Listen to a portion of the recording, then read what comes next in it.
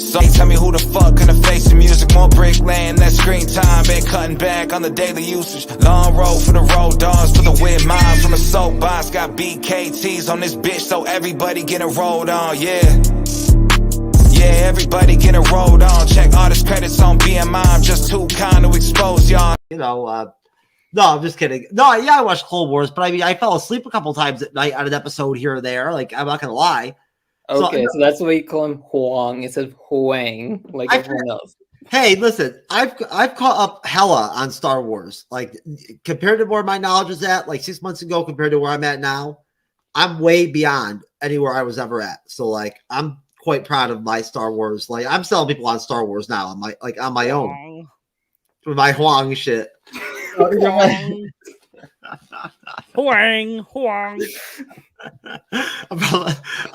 I'm probably gonna get like a strike from YouTube for like a racial slur now or some shit like that.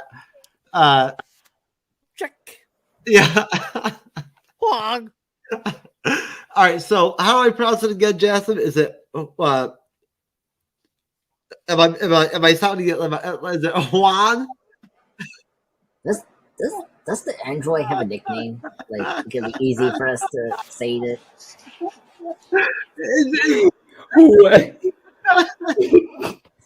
Wang.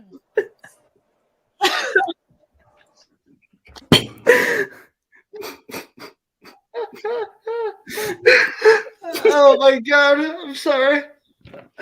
Oh, my bad, folks. Oh my god! Even I fell the fuck out there for a minute. Oh yes.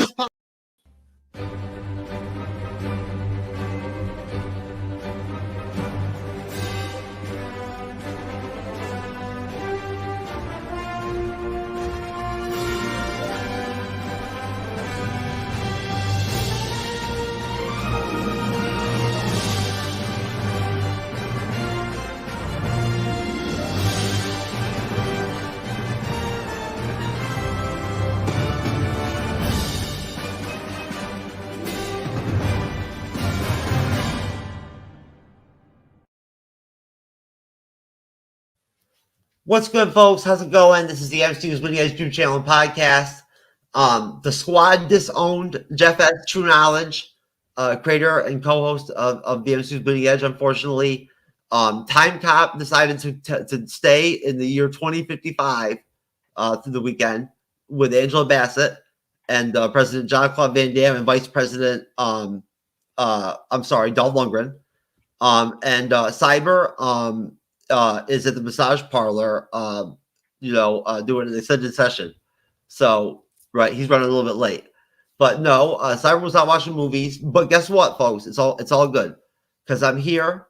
They're coming on, but I'm here, and we're blessed once again here in the MCU'S Bleeding Edge to have a semi occasional regular, if you want to call it, guest in the Real Wrath of Khan, my little brother / getting bigger brother Jassem, known in content creation for a hot minute, is back to cover something other than Star Wars.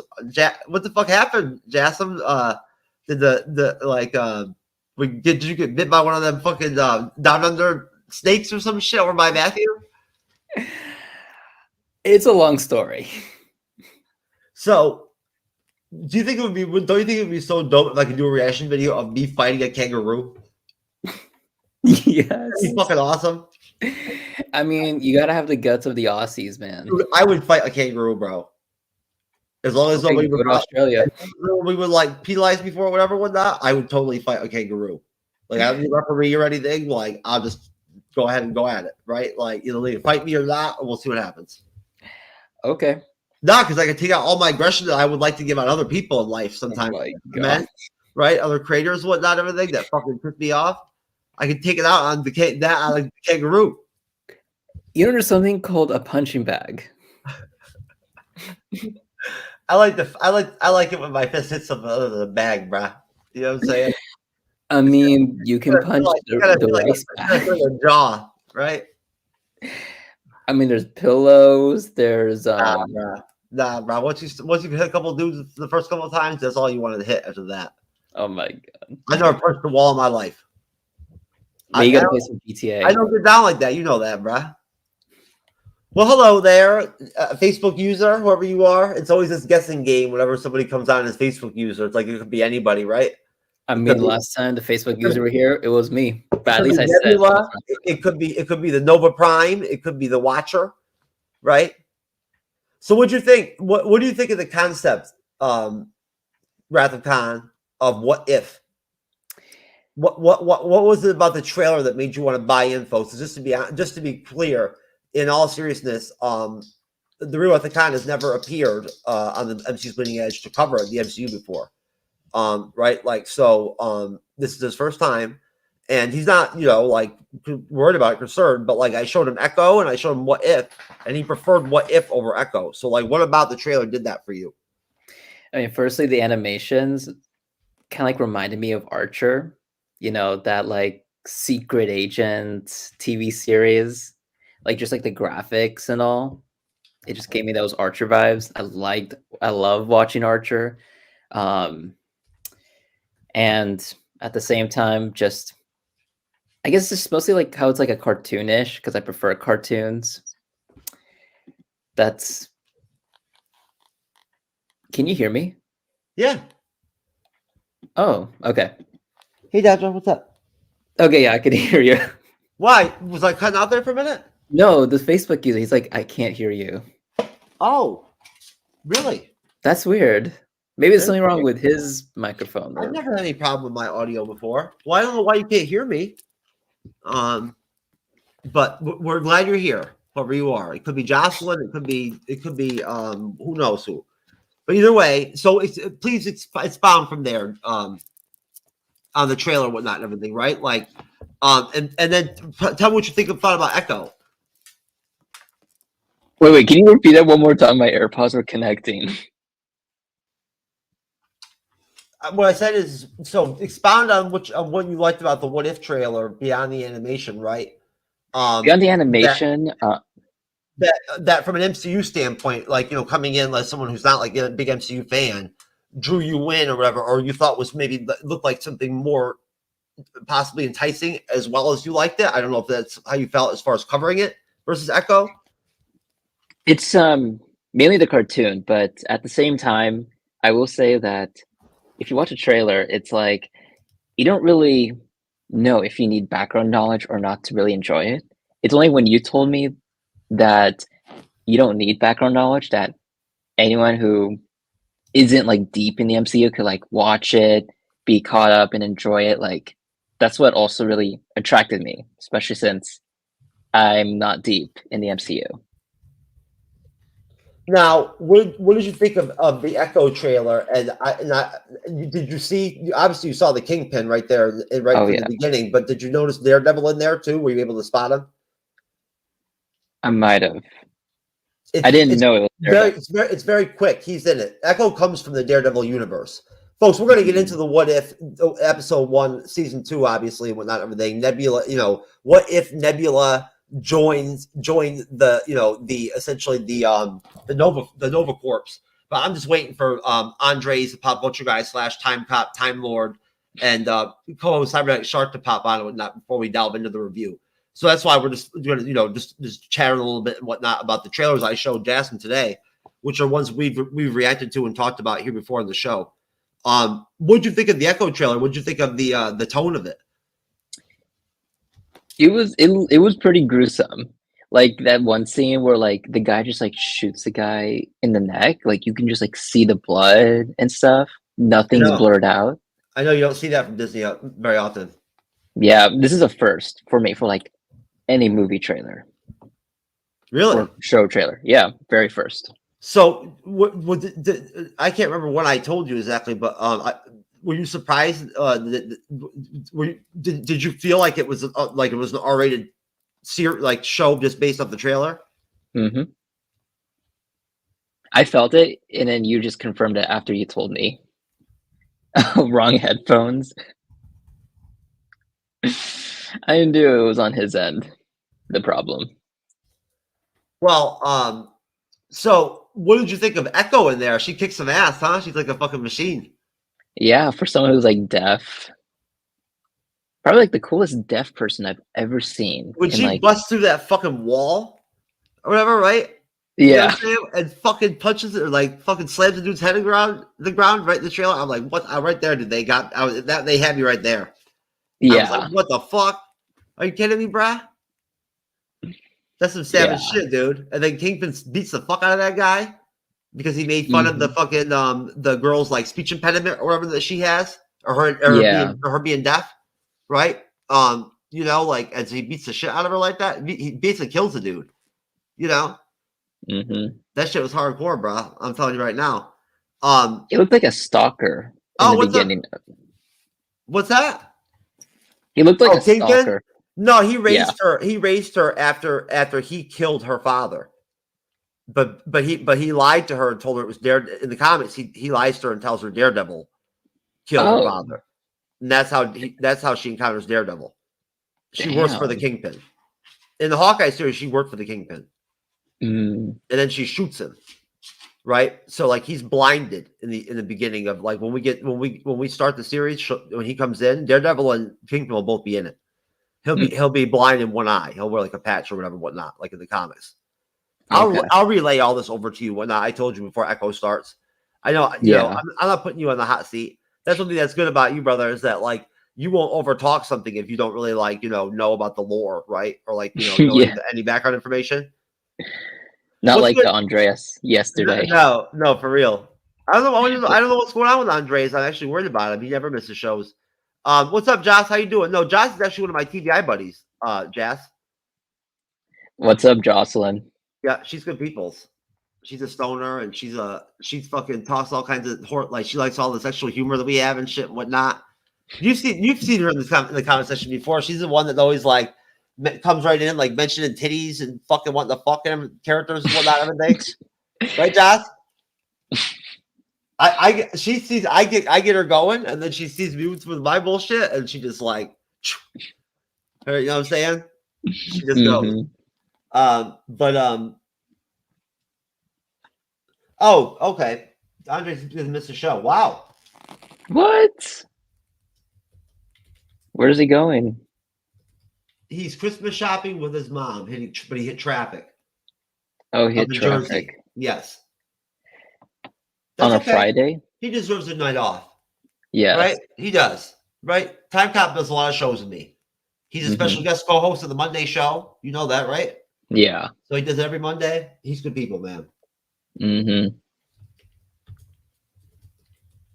Poor guy. He probably thinks I'm upset or something and whatnot, everything. Andres, if you're out there, bro, Time Cop motherfucker, I got nothing but love for you, baby. Take a night off. Right? Don't sweat that traffic, bro. It's all good. Smoke some ganja.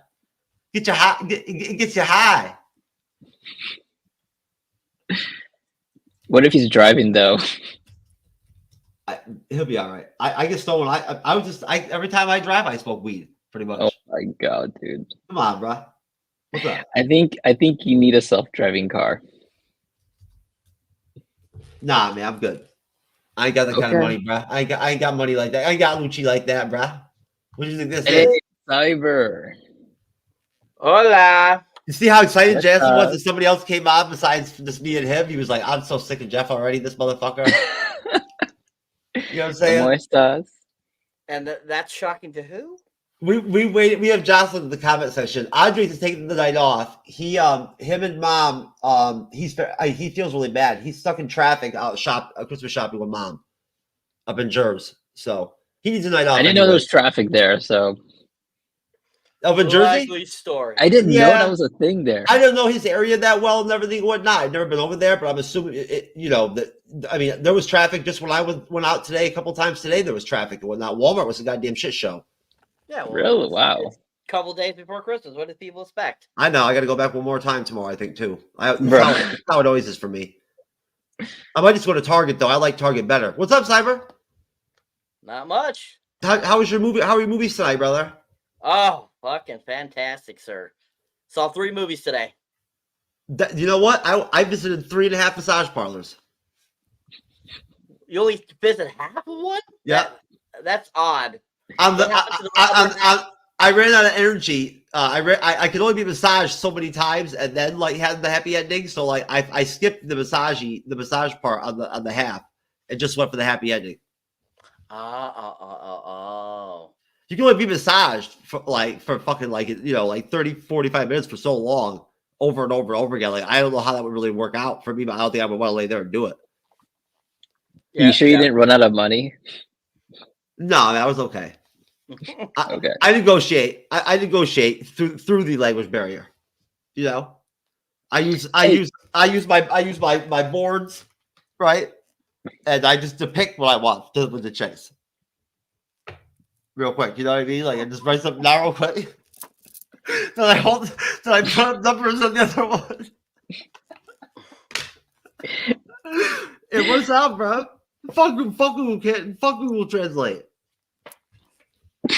Okay, speaking of Christmas, I don't know why. It's only like, what, 2 days before Christmas? It doesn't even feel like Christmas. Does anyone like feel the same? Dude, I live in goddamn Southwest Florida, man. Cyber's been down here.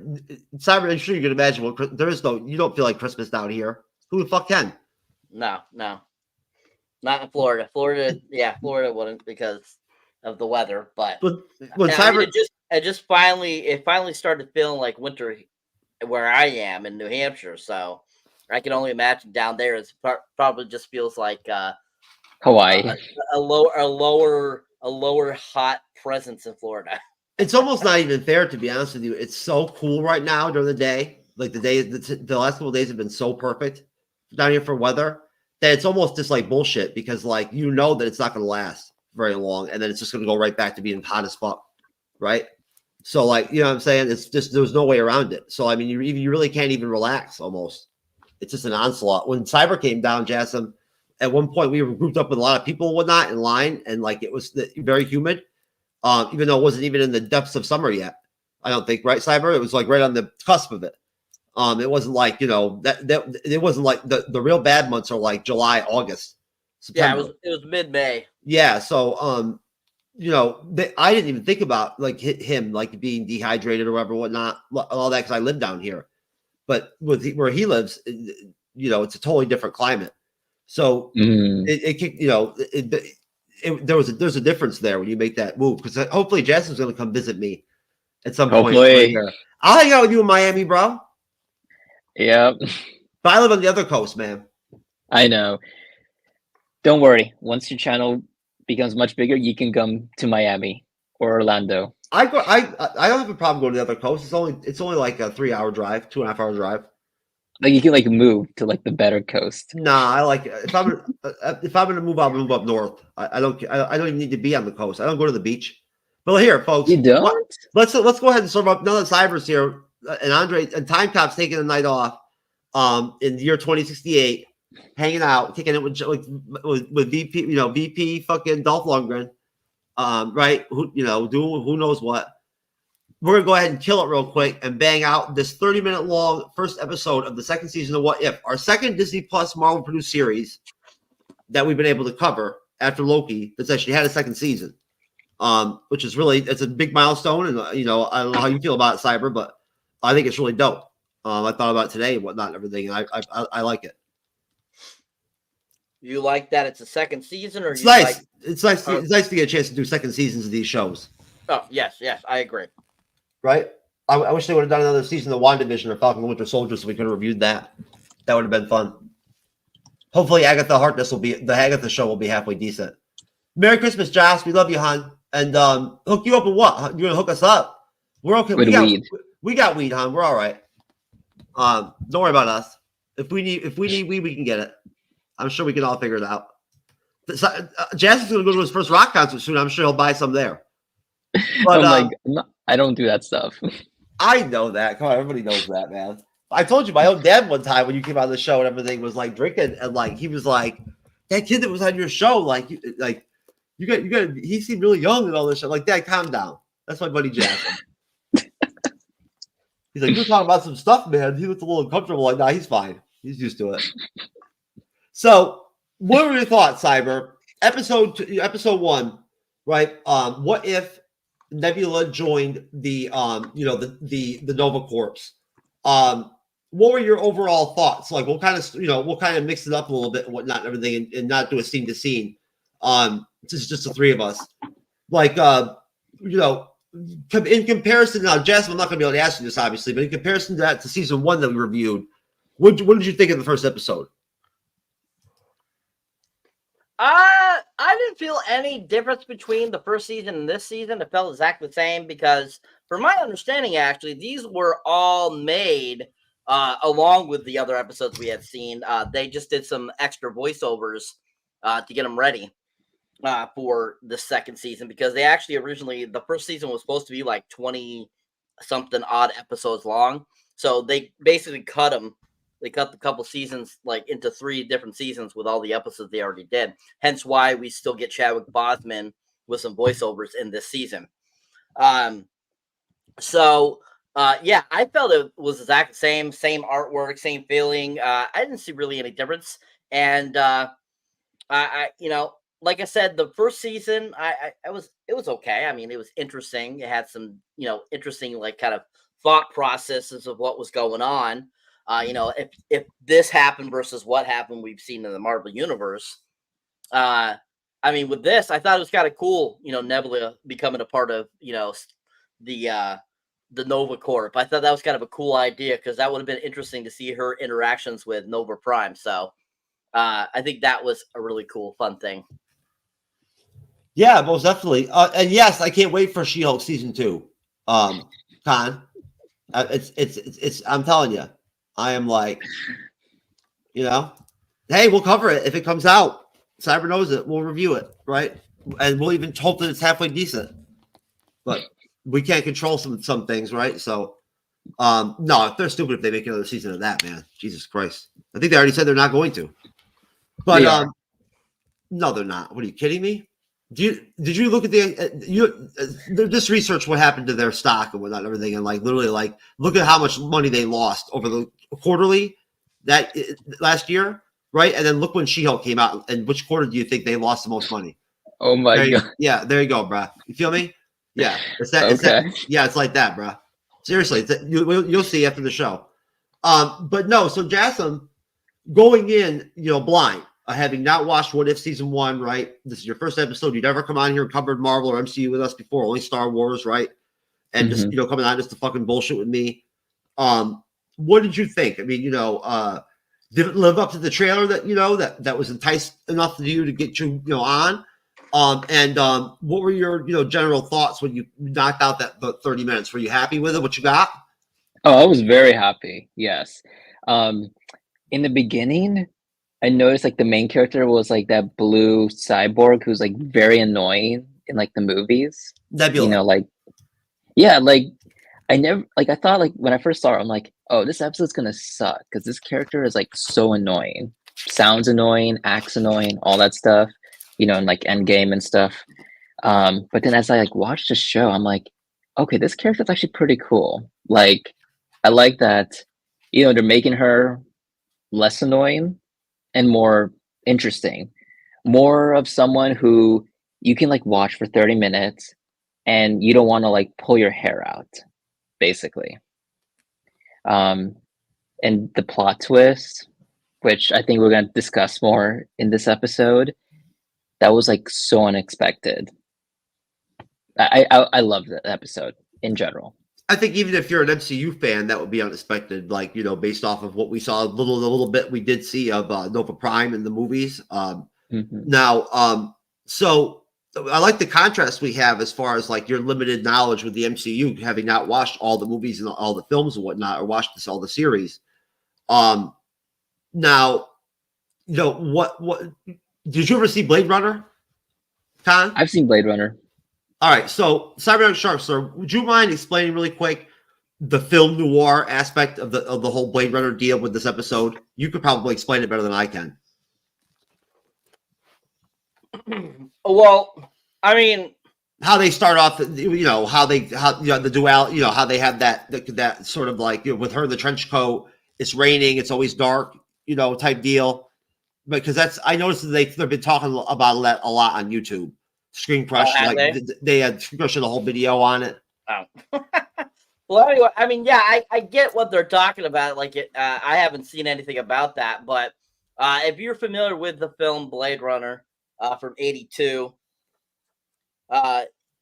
you definitely get that kind of vibe, like, you know, Nebula as being a part of the Nova Corps. She's very much like kind of Harrison Ford's character in Blade Runner, you know, where she's this kind of higher assassin almost, and you definitely get those vibes. I also feel like it, you know, because you know Blade Runner came out in '82, got a very heavy '80s synthetic wave, '80s futuristic vibe. So that's kind of what that feeling is, and hence why it feels like Blade Runner is because of that. And Blade Runner is just one of those Ridley Scott films that, you know, it relies heavily on that synthwave feel because it's supposed to be futuristic. And in the 80s, everything that was considered futuristic was a particular almost robotic synthwave feel. So they kind of brought that in this episode, giving you kind of that how Blade Runner did, and like how it felt like the future was going to be when the film was supposed to be going on, and I think it was supposed to be 2015 actually. So 2015 was nothing like that, but anyways, it definitely has that type of feel. Very, very synth feel, very 80s feel, very futuristic is really kind of what you're looking at there. Well, they didn't really make a whole video about it. That guy Ryan Neary or whatever, whatnot, everything. He did like 3 or 4 minutes of his video of the breakdown of the episode, talking about the film noir, what it means and whatnot, everything, and how it's portrayed in this episode, right? I thought that the scenes of her in her like car too were similar to like the film, right? Like Decker. So did you notice the Blade Runner vibes, Rathacon, from Jump? Yes. They're pretty much hard to not miss, right? If you've seen Blade Runner, like, because there's a lot of films that have been made that have that look. Mm-hmm. Think like The Crow. I don't know if you ever seen The Crow, but The Crow has the same exact, like, it's dark all the time, right? I haven't seen Crow. I can also relate that to like the underworld in Coruscant. That's true. Yep. We're definitely we're going to do Blade Runner this year. Definitely, we're going to review that. I know that's going to be something that's going to end up on our list. But so basically, now that we got the film noir aspect out, basically the premise, like from Wikipedia, essentially as a source of the episode is, as a synopsis, is that Nova Prime recruits Nebula to join the Nova Corps following Ronan the Accuser's successful coup against Thanos. 5 years later, after Xandar was sealed off from the universe to protect itself from Rowan's forces, Nebula discovers the body of Yondu Udanta and receives orders from Nova Prime to investigate. She learns that Yondu located the codes to open the planetary shield and enlists Kree soldier Jan Rog from the Captain Marvel film to infiltrate the Nova Corps mainframe to destroy them. Jan Rog betrays her, revealing that he and Nova Prime plan to give up Xandar to Ronan. Nebula survives an execution attempt by Nova Prime's members, or men, subsequently enlisting casino owner Howard the Duck back from season 1 after banging what's her name from the Thor films, and his subordinates Groot, Korg, and Meek. I love Korg and Meek to stop Nova Prime. During their fight, Nebula reveals she realized Nova Prime's defection when she assigned the mission to her and altered the code so that the shield would close again as the Dark Aster, Ronan's ship from the Guardians of the Galaxy first film, enters Xandar, destroying the ship and killing Ronan. Nova Prime tries to escape, but ultimately falls to her death. The shield reopens as Nebula prepares to continue defending Xandar. Now, Karen Gillan did voice Nebula. Jude Law did voice Jan Rog. Michael Rooker came back for the holographic images. Seth Green came back for Howard the Duck. Tyga came back. Sarah Phoenicius or whatever, Peter came back for Garthon Saul. And the only person that didn't come back was Glenn Close. The actress that did her Nova Prime's voice was Julianne Grossman, with Fred Tatasciore as Groot. So this is, of course, the first episode of What If Season 2. And just to be clear on the Nova Corps, so that you understand going in, Rathacon, what we're working with in terms of them, the Nova Corps are essentially like, to boil it down, the intergalactic military and police force of the Nova Empire, led by an individual holding the rank of Nova Prime. Like, they're the reason why normally, like, in contrast, Xandar is always normally in light, right? Like their collective energy is what creates a superhero we're going to get in the MCU here, but the next like probably year or two, Nova. Right, he comes from Xandar and essentially was given the Star Force, right? And that's how he receives his powers. But basically, that's who you see in the opening scene and whatnot, everything when you start off with Nebula and basically coming across Yondu's dead body, right? After essentially, you know, if I remember correctly, the MCU trailer thing, or whatever, will not actually played after the initial scene, and the Watcher part and everything and whatnot. And I'm going to ask you about the Watcher in just a minute, Rethican, and coming in new on this and whatnot. But basically, as we start off, we have Nebula, we have the Nova Corps, right? Coming across Yondu's body, and sort of Andor-esque, it just being written off, right? Like blatantly as just like, oh, a criminal getting what he deserves, right? Which Nebula bristles at right from jump. You know what I'm saying? Like, there's clear tension between her and the other Nova Force, Nova Corps members, sort of right from jump. And essentially, we get the Watcher right off that, introing sort of the episode and doing his sort of like basic, like, premise setup for like what is, again, a alternate, I guess, basically reality, basically, or universe or dimension in the multiverse, whatever you want to call it. They use these words interchangeably in the MCU now. They're all basically the same thing.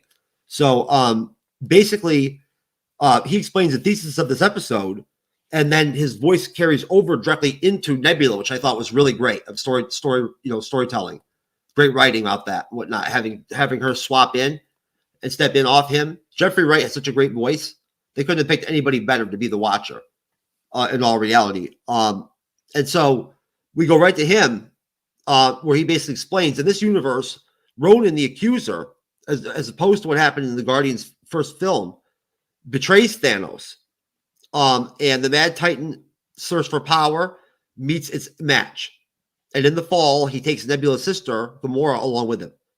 And then we get Gamora. I was lost adrift in my own past ruins until someone saw the light in me, right? And that someone was Nova Prime, in Glenn Close form, like looking like that Nova Prime from the MCU films.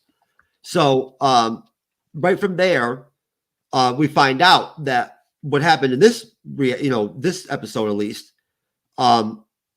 is that essentially Nebula takes the oath, becomes a part of the corpse, and essentially Ronan using his ship, attacked Xandar, causing the planet under the advisement or direction of Nova Prime to be trapped within a 50-year period.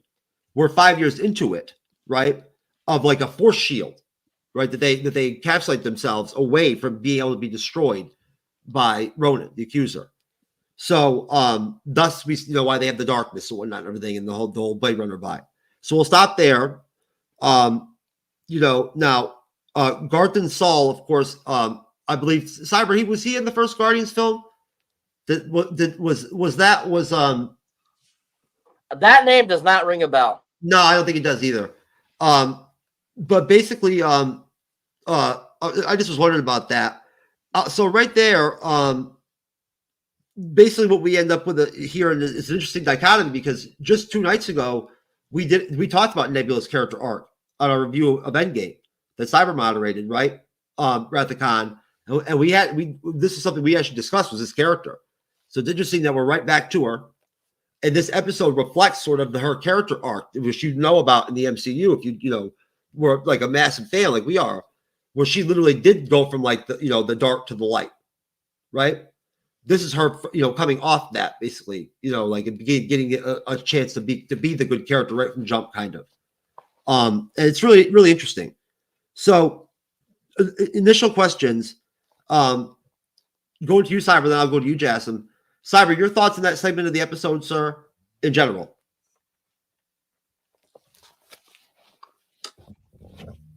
Like I said before, I like the whole concept of Nebula being a part of the Nova Corps. I think that was really cool. Just like you said, I love Jeffrey Wright's voice. He is perfect to voice the characters he voices. What's his name again? I'm drawing a blank all of a sudden.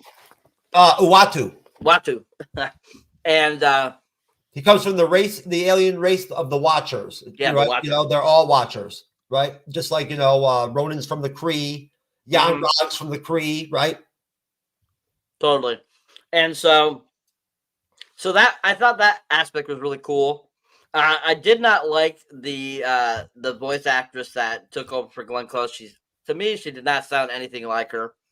I love that. Of course, you know, Nebula was voiced again by Karen Gillian, which was really great. And Michael Rooker, of course, returning as Yondu was great too. And like having it where she finds a dead Yondu was kind of interesting too at the same time there, because you're kind of like, oh, so what if he didn't sacrifice himself for Quill in Guardians Volume 2 and stuff like that? So I thought that was kind of interesting. Decided to do that to give you a completely different kind of aspect about it.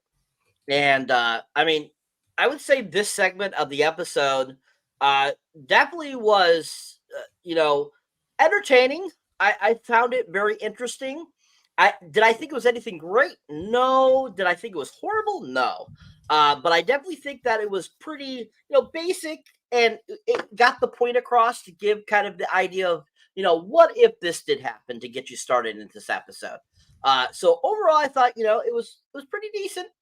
Like I said, those are probably my two aspects I really got out of this section of the little film, or this episode, I should say. Definitely going into this, I definitely got that, you know, whatever we keep saying, noir feel, Blade Runner vibe, and I definitely get that feeling like it was trying to be a very like futuristic synth wave feel. I definitely thought that they were trying to go for that and trying to give that kind of noir feel. So yeah, I would say pretty much that's what I would say about that little section. Okay. Now, Jassem, before I ask you the same question, what do you think of the concept of the Watcher? Now, what did you glean from him based off the little bit of knowledge you had going into the episode, like what, you know, of what his role is? Wait, who was the Watcher again? The Watcher was now he didn't actually, you don't see him in physical form in this episode. Later on in the series, right? But if you watch it and stick with us and come on another show, we'll review an episode where we'll see him in physical form, right? He will actually like interject. He's a narrator. Yes, but he's beyond that. He's actually a member of an alien race that actually does what he does, which is he watches over the multiverse, right? Oh wow! And like he just watches, like he's in the background, right? But this guy's like related to Doctor Strange. No, that's all they do. Like his race, all they do is just watch other universes in the multiverse and whatnot, and everything. And they don't intervene, right, directly, right? Like, you know, unless it really gets unless they get actually like, you know, attacked or assaulted or something like that, or get dragged in themselves, they do not intervene into like the life of other people, you know, whatever. I think that's a pretty cool concept as a foundation for this entire series. In the first season, he actually assembles a team of like, you know, superheroes and whatnot and everything, right? To like essentially save the multiverse. Because like that's the one time when he would step in, right? That's pretty cool. He's voiced by Jeffrey Wright, that was in the Batman, right? He played what's his name? He's been in a lot of different stuff, of course. He was in that HBO show, Westworld. But he played I can't remember the name of the damn character from the Batman universe in the Batman film that he played. Oh, Jim Gordon. That's what he played. Gordon from Dark Knight? Yep. No. In the Batman. Oh, the Batman show. Okay. The Batman movie. The Pattinson film. Yeah, he took over the Gordon role in that film, whatever it's going to be, 2-film deal. But basically, so that's what the Watcher is. Right. And like, you know, he every episode he'll do that same thing and give that synopsis. And you know, so what did you think of his voice though? He sounds really good, doesn't he? His narration. He does. Kind of like a Morgan Freeman in a way, Yeah, similar. like around that level, I guess. They're both Wakandan, so that, Mhm. there's that similarity too. Which I've got a little bit of Wakandan in me too, so that's okay. But so what do you think of that segment of the episode? So I will say that it's a great, intro. At least like I understand now why they chose to close the planet. Um, Something that popped up was that she was saying like every planet she went to, it's like Ronan would like follow, and in that like planet where like she currently resides, how they're like saying, "Oh yeah, we have this shield that we just chose to activate," and I'm just like, what type of planet built a shield like that for, I don't know, like a once in a lifetime event? Like, did they like build it after Nova came to reside in that planet? I don't know, but it's I a know very interesting. that shield shit was fucking hardcore, right? Yeah, it's like, where did this come from?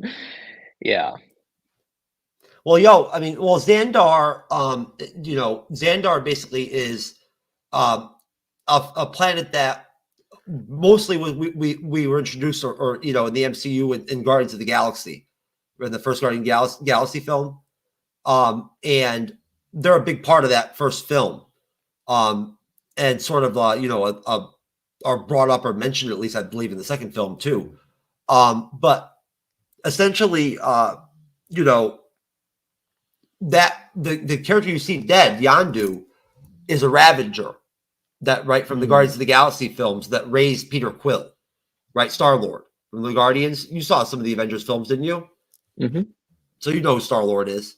Well, I believe so. that guy Yandu that was dead, that we see Nebula talk on the hologram and all that, Mm-hmm. or pull up her the hologram image of him, his messages or whatever. Yeah. He that's who he is. He's somebody he dies in Guardians of the Galaxy 2. So that's his importance, right? Now, basically, to move on or move forward, before I go ahead and play the actual second What If trailer I've never seen, moving forward off that question, we go right into her full blown basically investigation into Yandu's death, Nebula's. We get her talking to Nova Prime in her car, flying car kind of deal, right? And then going to this like seedy sort of like hood club, right? But and getting in, and who do we see? But like everybody from the Guardians crew, basically for the most part, except Nebula, or except for of course, Nebula's sister and Rocket. But we see Groot. We see we end up seeing Corgan Meek. Corgan's the bartender, right? Corgan Meek, of course, from the basically the characters from the Thor films, and then of course from the Guardians films. That's where most of the characters come from. And basically we see Drax the Destroyer's there, right? And of course, who else runs the fucking club but Howard the Duck, back from season 1 from the Party Thor episode, where he banged what's her name from Two Broke Chicks that was in WandaVision. I forgot the name of her damn. Oh, wait, did he actually? She was in the Thor films. Wait, he like the Darcy. duck actually did that. Darcy, he banged her. Darcy.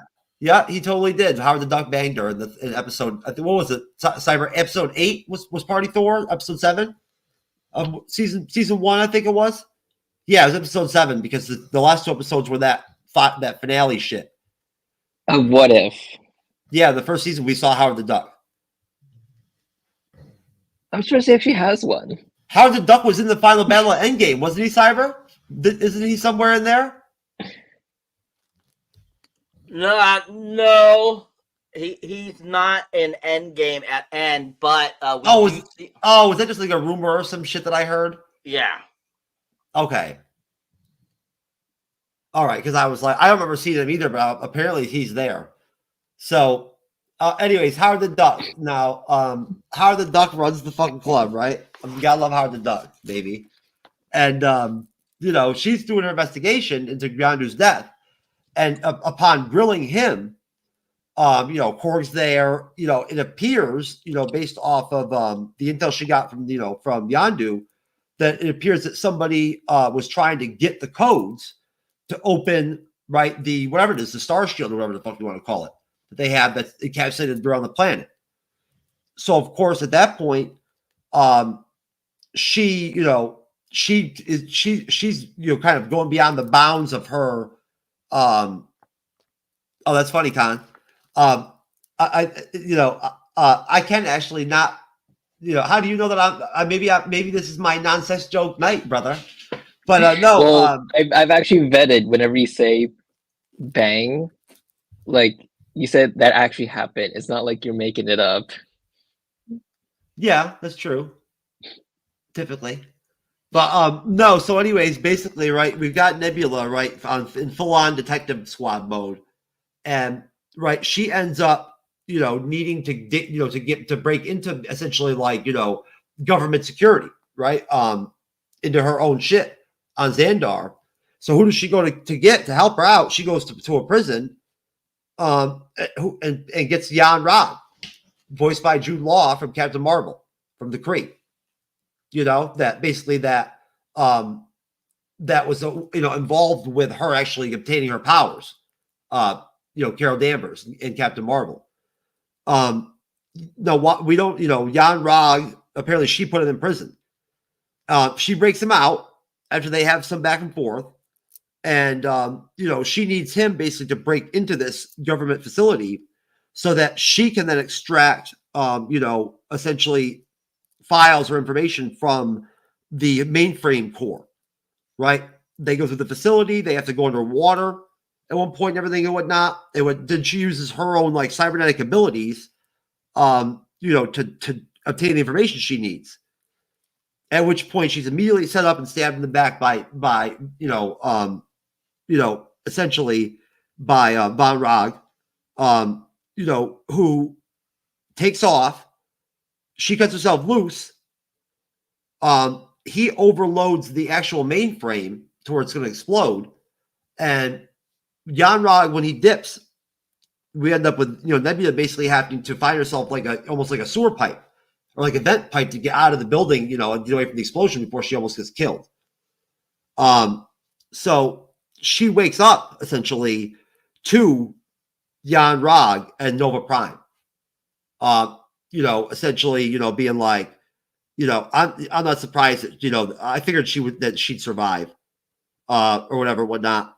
And, it turns out that they're basically turning against Xandar, It's sort of an inside job type kind of deal with Ronan the Accuser, which, Jan Rog has already mentioned Ronan's name, and that she's been set up, Nebula has, by Nova Prime this whole time because she's a cyborg. It's Nova Prime that that wanted to obtain these codes, to deal with Ronan and do a dirty deal. So, Nova Prime leads Nebula to basically, a group of the Nova Corp soldiers to be killed. And I'll stop there. We lost her at the con for a moment, but I'll start with you, Cyber, sir. Before I play the What If, the season 2 second trailer, what are your thoughts on that segment of the episode, sir? So it gets kind of interesting here. I like the action. I like the kind of the story, how it goes here. Her breaking out, Jan Rog, and at the prison.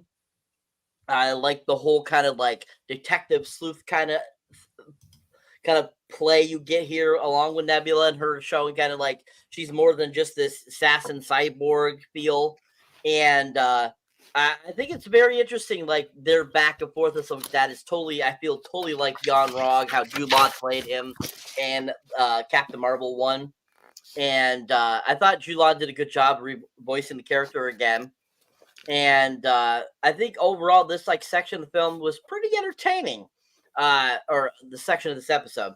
And it was very entertaining. I enjoyed pretty much just the concept of it. And I thought it helped the episode flow very well too as well. And it kept you interested. And I thought that there's definitely moments that the art or the animation was kind of interesting too. Just how it, like everyone keeps saying, that noir feel kind of got playing with it. I felt that they kind of made things very dark in certain sections and kind of enlightened certain things that you probably wouldn't notice without noticing it. So I think that was cool and kind of played out in that section of the episode too. So overall, I think a pretty decent part of the episode. I'm glad that you mentioned that, Cyber. The animation, there were some really great shots. There really were, like that one where you see Nebula right off of the Watcher's intro, where she's just lost in space. That was great. That was really well animated. Do you think that they picked up their game from season 1 to season 2 based on this episode? Like, animation wise? Yeah. No, I feel it was still the same as last season. I didn't really see any difference, I felt. Okay. All right. Jassem, sir. You heard the segment of the episode that I broke down, didn't you? I heard it all. Okay, what were your thoughts on that segment, sir?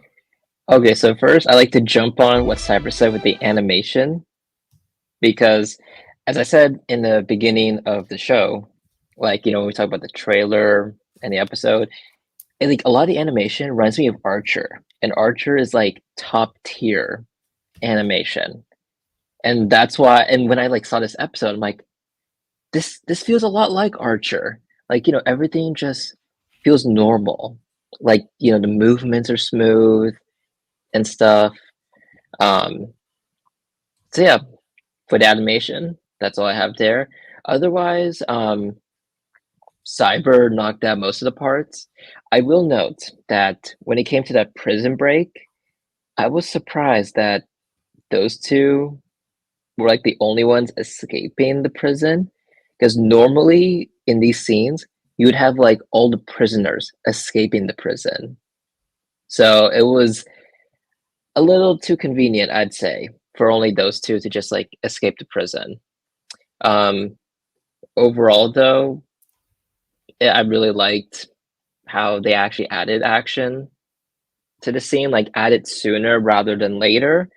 And I also did not expect that they would bring a prisoner as a helper.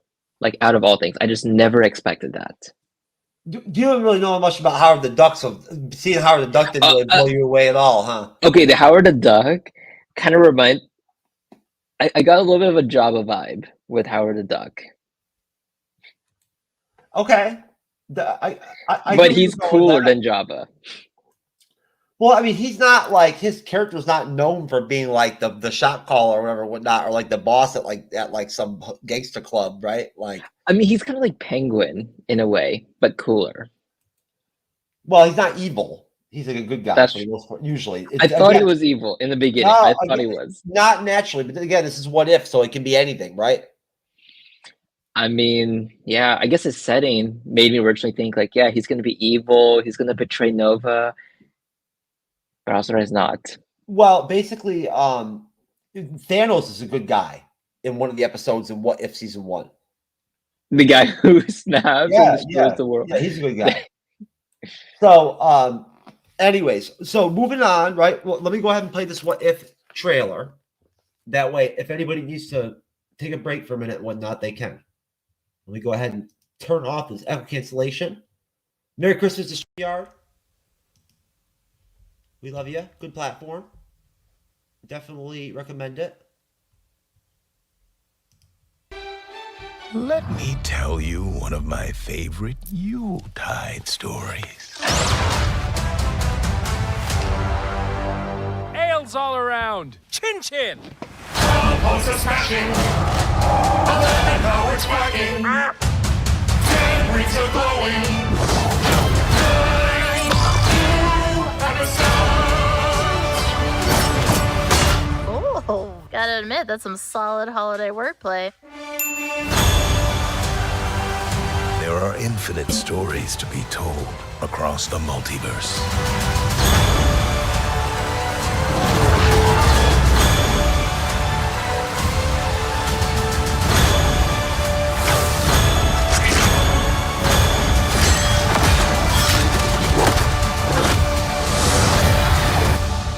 color of the suit, right? I'm Santa Claus, baby.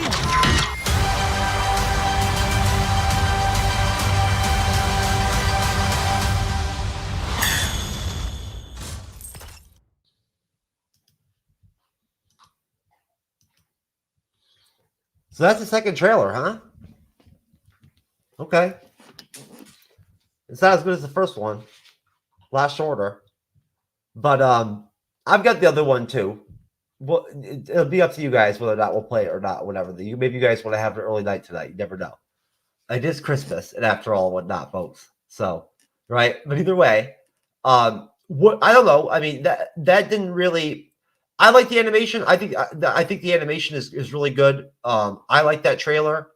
What do you think, Rathacon? Are you able to? Do you know when you see these trailers? Do you know who at least who like 50% of who the characters are in the live action? Besides Nova and the Duck.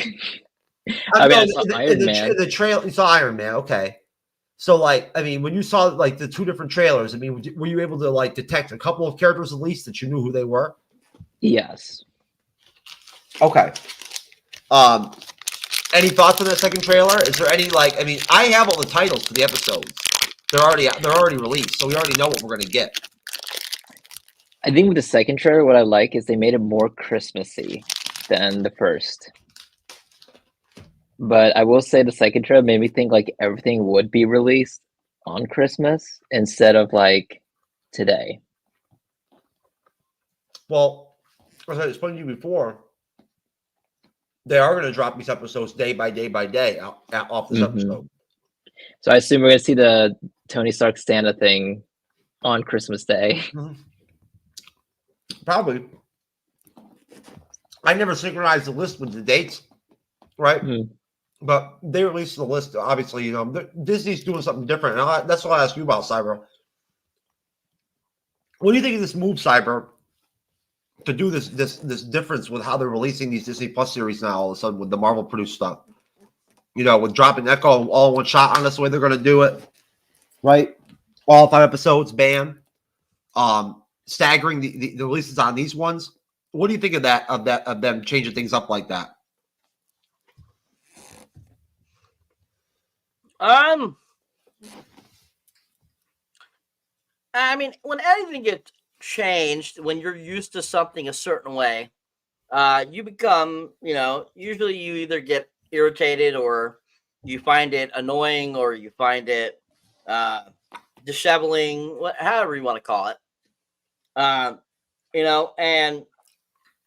usually if they drop something out at once, which, I think they're trying to emulate Netflix a little bit because Netflix has been having a lot more success than they have the recent couple years.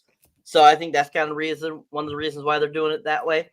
But I think it's, different and, kind of makes it hard to do weekly, thought process sometimes when they do it like this to, knowing that you have all the episodes already out there and you're going to review them later on. But I definitely think that it once again, is just Disney being Disney and trying to make people hate them even more because, they just keep changing and changing things. So for me personally, I don't mind it, but overall, it does change from the regular thought process of how we have been doing things. So that I do find irritating to that extent. But otherwise, I think that, it is what it is. Well, we're content creators. We eat off these. Doing episodical TV series and reviewing them and whatnot has become along with movies, our bread and butter, basically, right? So we're attuned to a weekly themed, series, whatnot, and everything. I prefer it too. It's what we know from the TV shows we've always known since we were growing up as kids. What do you think, Con? You're younger, right? Than me and Cyber, obviously, right? You bring some nice contrast along with not being someone that's a hardcore MCU fan like we are.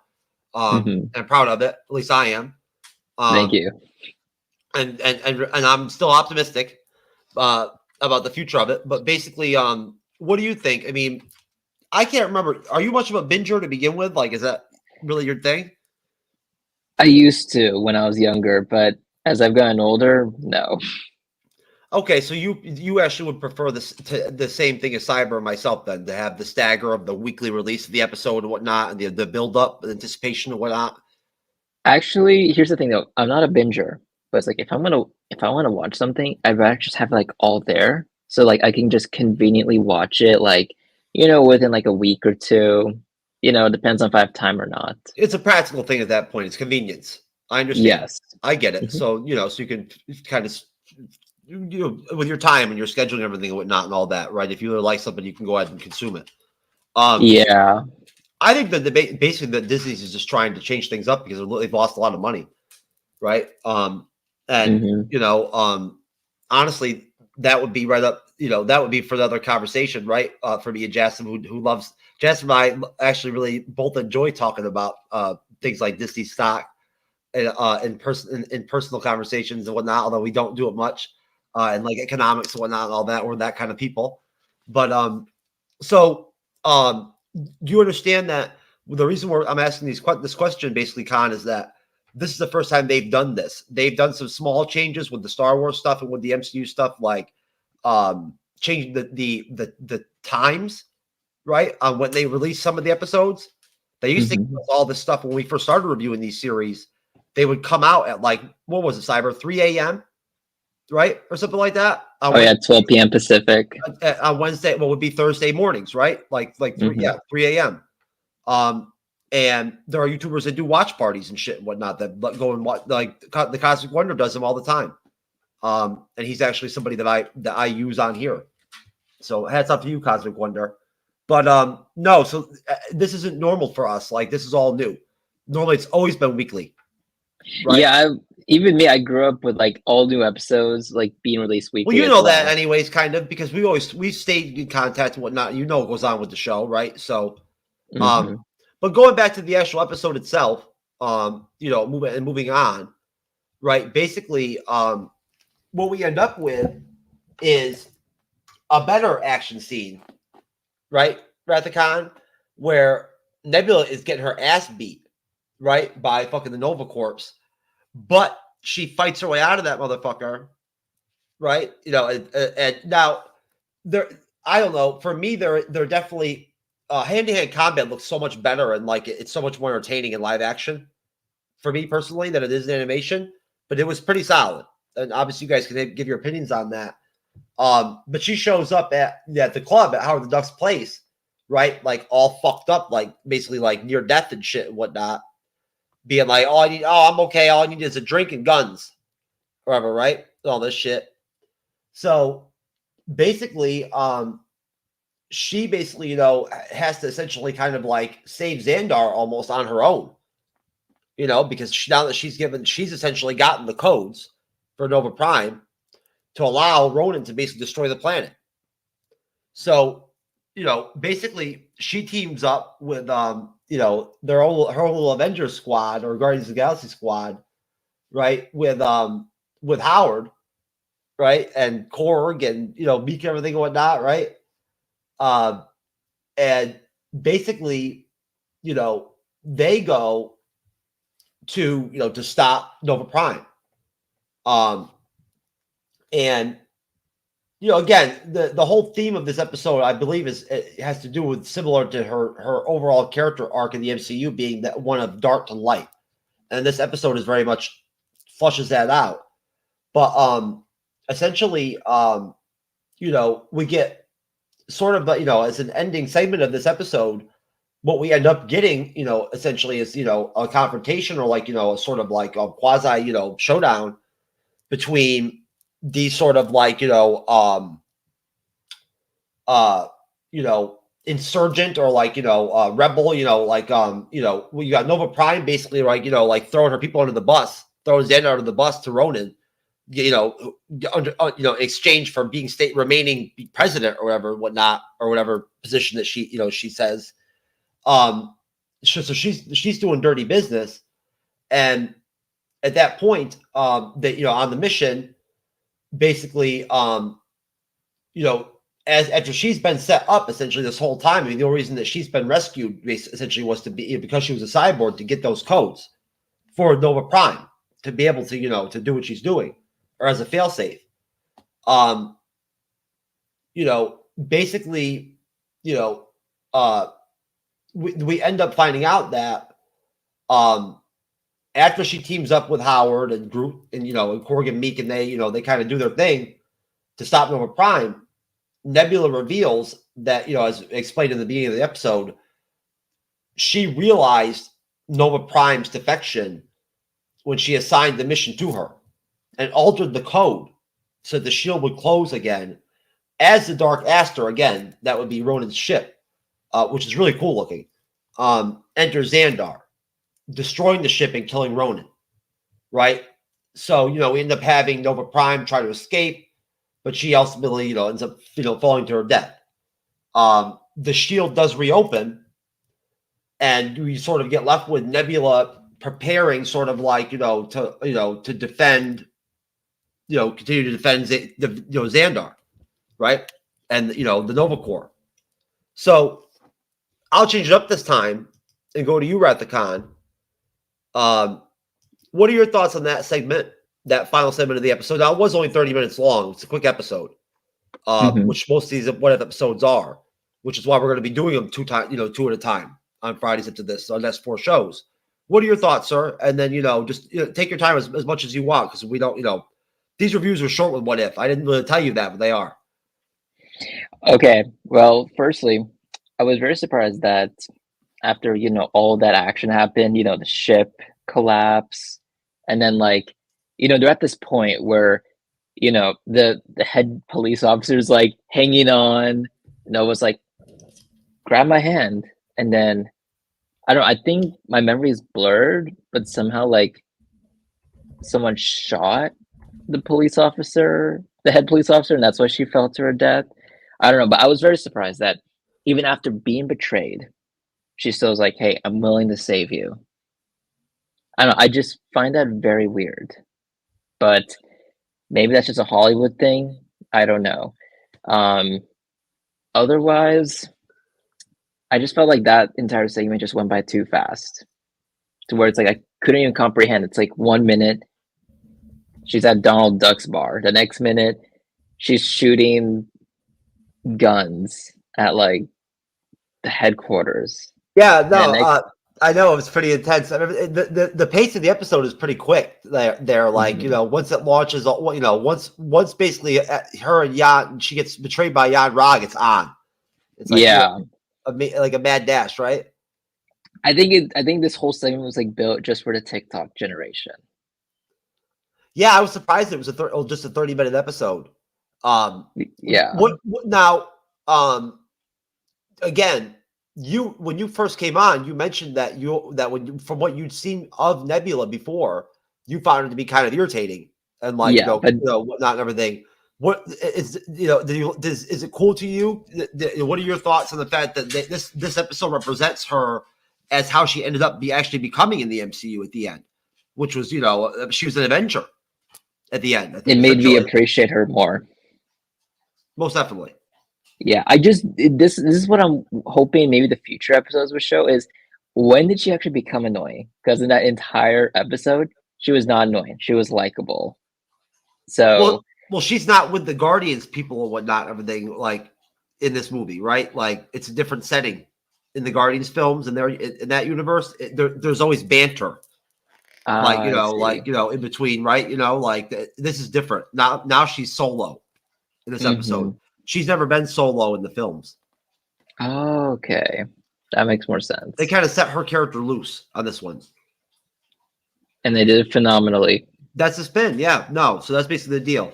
And I wouldn't expect you to, honestly, I don't have that much to say about the end of the episode really either. So I'll switch over to Cyber on this one. Cyber Shark, sir, I apologize. Your thoughts, sir, on that sort of, I guess, ending of that real quick, I guess, third of the episode going towards the end. I mean, in all honesty, the ending is pretty simple, pretty basic, and to the point. I thought that it definitely had some ups and downs that were not bad, but not the greatest, but definitely was interesting. I mean, you have kind of that a great fight sequence towards the end there. You have your killing of Ronin. You have the Dark Aster pops up in this too as well. We get Nova Prime's death, which was interesting. They decided to kill her off in this What If, basically Nebula becoming kind of the new defender of Xandar was kind of cool because, like we've said and we mentioned, how when we talked during Avengers Endgame, how Nebula had such an interesting story arc. This, like you said, this gives her kind of that kind of promise, that idea or presence of that story arc. And so I think having her become kind of like the head leader of protecting Xandar is kind of Nebula's purpose, actually, this whole time. Is, even though she started out as this crone of Thanos, she really was a hero this whole time. And kind of that's my feeling of how this episode ended, giving kind of Nebula that full 360 turn and letting you know, hey, this is what Nebula really was. She's a hero this whole time, and a great asset to everyone. So overall, a very interesting ending, not too shabby, and I think it ended pretty well. Yeah, most definitely. I agree with you 100%. And again, I'm glad that you cited the animation, because I thought the animation on this episode was really good. They did a great job with the shadowy, sort of the dark look, sort of, depressing kind of vibe of the look of Xandar, in this episode. I enjoyed it. But overall, let's do ratings, and so we can get the hell out of here, guys. It'll be an early show. It won't be 3 hours for once, right? It'll be a nice contrast to the last time I moderated. I'll start, all right, and then I'll go to you, Rathacon, and we'll wrap it up with you, Cyber. I'm going to give the episode a.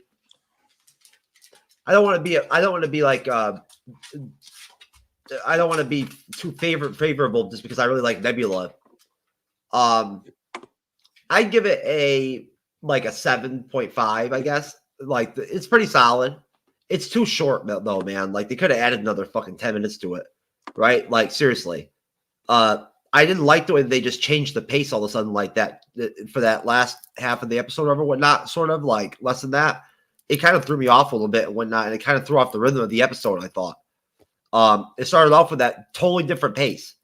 And that whole brooding Blade Runner-esque feel to it, whatnot. I was digging that, right? I don't mind Howard the Duck and all that shit and whatnot. I actually think Howard the Duck's pretty dope. I think it's really cool as shit that the MCU actually uses him in What If. It's fucking dope, man. It's Howard the Duck, bro. Seriously. Yeah, I'll give it a 7.5. What do you think, Rathacon? I'll give it a 9 out of 10. I will say that even if it's fast paced, went by too fast, there's a lot of plot holes. At least it's the plot holes aren't too big to where you just get confused. It's you can just use your imagination to fill those plot holes. I'm not going to rate it 10 out of 10 because it's just not enough action for me. That's all. Okay. Yeah, they could have. You're right about that. I'm with you on that 100%. What do you got, Cyber? I'll give it a solid 7. Simply for the fact that I like Nebula. The fact that Glenn Close didn't come back as Nova Prime, that bounces down 3 points for me, because if you're going to do these episodes and have the voices of these awesome actors, you got to have them all. So I give it a 7. Yeah, I think you gotta understand, Rathacon. The reason we're rating the episode the way we are is because we reviewed season 1, right? Right? You know what I'm saying? So that's where this is coming from. That's the contrast in the rating. It's that we've seen the peaks and valleys of what season 1 is like, because there are some serious ups and downs. You feel me? There's some real peaks and valleys in season 1, in my opinion, anyway. In terms of the animation at times and the story writing and whatnot and everything, and sort of where they go with some of the episodes. You have to check it out sometime. I'm sure this will probably make you want to watch it. Yeah. Yeah. No, I mean, definitely. Especially now you know the Howard Duck is in there. Howard the Duck is in there too, right? Yeah. Double the Howard, right? Mm-hmm. No. So I think that's very fair, Cyber. Because honestly, if Andreas was here, he'd be like, "This is the worst what if episode ever that's ever happened." Thor Or Love the and, best. Thor Love and Thunder is better. He said the other night, or whatnot. I had to get you one time cop, you son of a bitch. He needs a lawyer. Anyways, all right, folks. So that's pretty much it for our review of the first episode. Again, these are short reviews. They were short the first time we did them, regardless of the size of the panels. We're gonna have more people on the next show. Time Cup will be back and whatnot, everything and all that. Hopefully, Wrath the Con will come back. Okay, I will come back. It's all right. It's the holiday. Nathan Great's coming back too. He is actually going to come on this week. He already said that he'll probably. He better come. He said he will do the rest of the series, and Kel from Kelly Rations is going to be on. She just got a big crowd. She just got hit with a storm in Maine. That's all. She lost power for 2 days. Oof! Tell her to come to California. We don't have storms. Nah, she's a Maine girl, like it says on her her logo, or whatever, on YouTube. Kelly's Reactions, just a Maine girl, or whatever she says. But so anyways, that's pretty much it, folks. We love all of you out there. Happy holidays, Merry Christmas to all of you.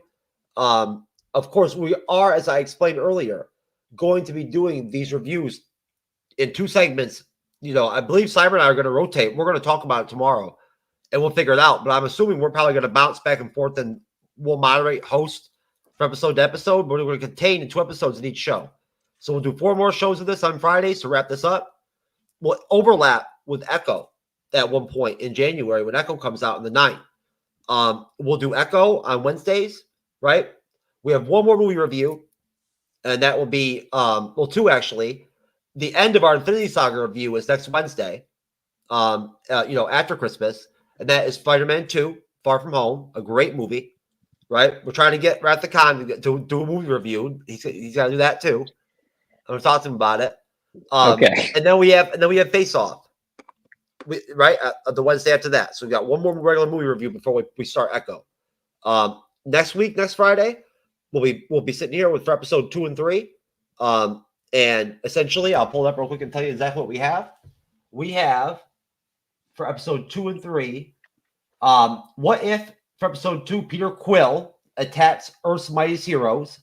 That's what we're going to see from the trailer.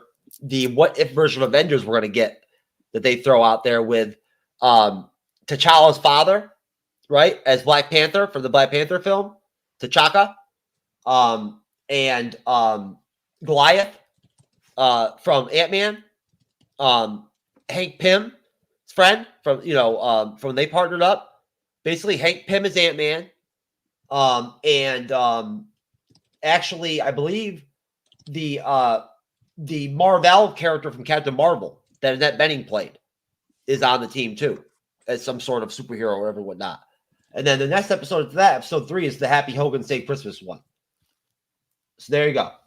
That's the Christmassy episode or whatever of episode 3, Wrath the Con. On the MCU'S Bleeding Edge report on Mondays, we are wrapping up WandaVision, talking current events and whatnot, talking current MCU, talking DC, whatever, whatnot. And we're starting X-Men animated series next year. Preluding or sort of like interluding, or leading up to X-Men 97, which we're hoping we're going to get halfway through this year, potentially. They're saying. They haven't given us a full release date yet. Did you know about that, Wrath the Con? That they're doing another? Nope, I did not. They're bringing back the X-Men animated series from the 90s. Pretty cool. Yep, they're picking it up right where they left it off, which is dope. So if everybody else has any final thoughts, I'm going to wrap this up and send this off, guys. Any last words? No, I got to go. All right, bro. All right, Cyber. Appreciate you. Wrath the Con, appreciate you. Thank you. Me out. Enjoy Santa, bitch. Peace. Check out my channel. Yeah. Oh shit, plugs. I stopped the intro, Cyber. I got you, bro. I'm losing it, man. Yeah, you are. CBS gave me the runaround today, bro. I'll tell you about it later. But there we go, sir. I remembered. All right, folks. So if you enjoy me here on the YouTube channel and the MCU's Bleeding Edge, but check out my solo content. You'll find me under Cyber Extract on every platform. from YouTube to Facebook to Instagram to TikTok, pretty much everywhere. And yeah, definitely check out my solo content there. My most recent trailer reaction up is, of course, for the Feroja, a Mad Max saga. My most recent movie review is, of course, The Hunger Games, the Ballad of Songbirds and Snakes. Definitely check that out.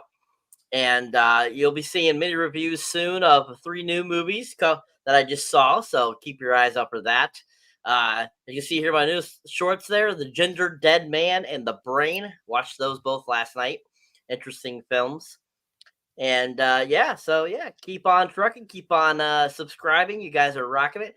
Still at 714, and probably stay in the 700s until next year. But you guys are rocking it, people.